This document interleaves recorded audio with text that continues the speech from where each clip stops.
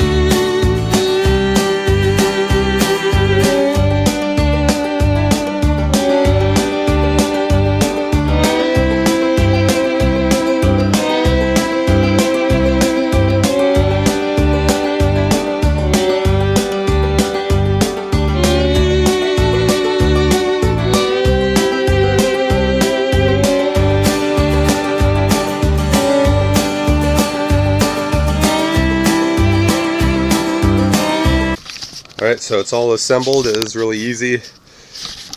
Just a bolt that goes on this side, goes through. You have a jam nut right there, and then on this side you actually have the backing nut. Both of those take 15/16 size socket or wrench, whatever you're going to use. Your two handles just have one bolt, like or two bolts on each side right there, and then a nut on the back side right there. Those are both 1/2 inch, and that's it. You just need a pair of dikes so that you can cut off all the zip ties right there that are binding everything together. This line here will be your incoming line. Right here's your 110 volt power supply, and over here is your discharge side that'll go to your wand. So that's it. I'll give it a shot, and maybe I'll come back another day and do a update video or an actual review of this thing and let you guys know how it works. Thank you for watching. Hope it helped you guys make your decision if you want to order the NorthStar hot box.